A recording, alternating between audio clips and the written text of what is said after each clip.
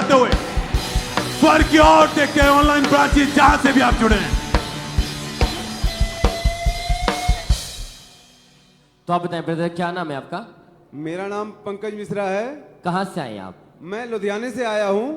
आपकी गवाही है कि 10 साल पहले आपने गलत संगति में जाने के कारण आपने नशा करना स्टार्ट कर दिया था। जी, तो खुलकर अपनी गवाही को बताएं कि नशे कैसे स्टार्ट हुए और कौन सा नशा करते थे आप? पहले मैं यार दोस्तों के साथ जर्दे का नशा स्टार्ट किया। मैं कंपनी में काम करता था, मैं लोहे की फैक्ट्री में काम करता था। वहीं से नशा करना शुरू कर दिया मैंने यारों दोस्तों के साथ। फिर रोज नशा करने लग गया, बढ़ने लग गया नशा। तो कौन सा नशा करना स्टार्ट किया था आपने?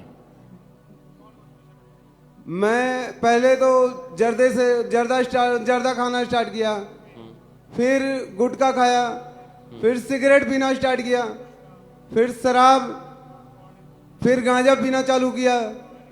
फिर मेरे यार दोस्त एक मिले, फिर मैं गोली खाया। कि मेडिकल नशा भी आपने स्टार्ट कर मेडिकल दिया नशा, था? सारे नशा मैंने कुल शुरू कर स्टार्ट कर दिया खाना। तो आप बता रहे कि ब्रदर आप अपनी कमाई भी नशे में उड़ाते थे। हाँ जी। तो अगर आपके पास पैसा नहीं होता तो आप बता रहे कि आप उधार मांग मांग कर नशा करते थे। मैं यारों दोस्तों से उधार ले लेता था, फिर उनको बोलता था कि मैं मेरे को दे दो, मैं बाद में दे दूंगा। फिर ऐसे कर्जा आ गया था।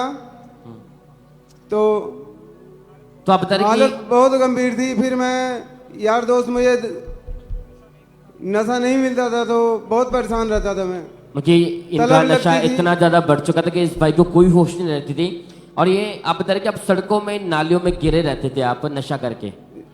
ओवर नशा करने की वजह से यार दोस्त के साथ दारू पीते पीते मैं इतना गिर जाता था तो मुझे होश ही नहीं रहती थी। मेरी गाड़ी कहाँ है, मेरा सड़क पे कुछ भी याद नहीं रहता था मुझे।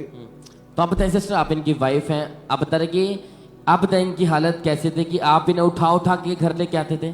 जी ब्रदर जी, कोई हमें बताता था कि मतलब ये यहाँ पे नशा करके गिरे हैं तो मैं किसी के साथ इन्हें लेने जाती थी वहाँ पे। फिर ब्रदर जी मैं उठा के इनको घर पे लेके आती थी, इनको कुछ होश ही नहीं रहता था। मतलब आपकी मैरिड लाइफ टोटली डिस्टर्ब हो चुकी थी? जी ब्रदर जी। क्या हालत थे उस समय घर के आपके? मैं परेशान रहती ब्रदर जी। रात को उठ के हमसे कहते थे कि मुझे तंबाकू बना के दो ब्रदर जी, फिर हमें बना के देना पड़ता था खाने के लिए। जी मैं परेशान रहती थी, गुस्सा करना, डांटना, हमेशा बोलते रहते थे। मतलब दोनों में बहुत ज्यादा आपकी लड़ाई झगड़ा होता था? जी ब्रदर जी। मैरिड लाइफ टोटली डिस्टर्ब थी? जी।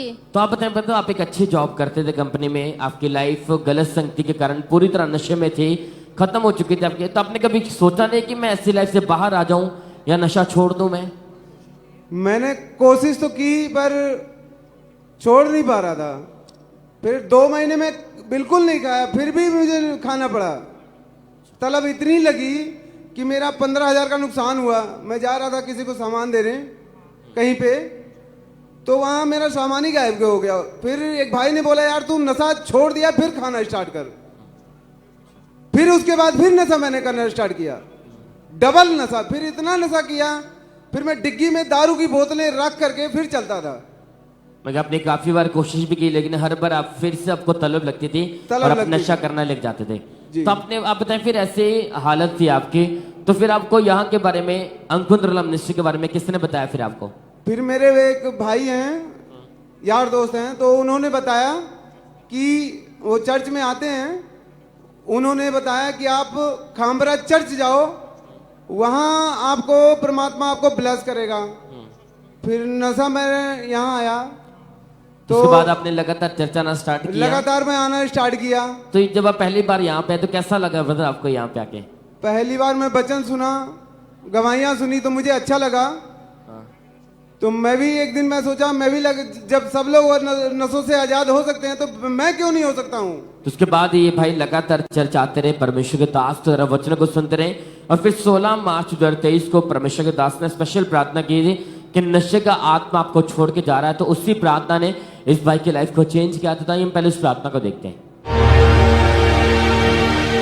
वो सारी दुष्ट आत्माओं पर रिसीव फायर, वो सारी गंदी आत्माएं वो सारी नशे की, व्यभिचार की, वो चोरी की, अशुद्धता की, डिप्रेशन की, गंदगी की, catch fire, catch fire, release कर Holy Ghost fire right now. तो फिर जैसे हमने सुना कि जैसे परमेश्वर के दास दुष्ट आत्मा को डांट रहे थे, नशे की आत्मा को, तो आप बताएं कि जैसे वो प्रार्थना, सामर्थ्य प्रार्थना आपने सुनी, तो उसके बाद बताएं क्या हुआ फिर? मैं उस प्रार्थना को रिसीव किया, तो उस प्रार्थना को रिसीव करने के बाद एक गंदी दुष्ट आत्मा निकली मेरे शरीर से। उस दिन से मैं इतना नशे से, सारी नशों से आजाद हूँ।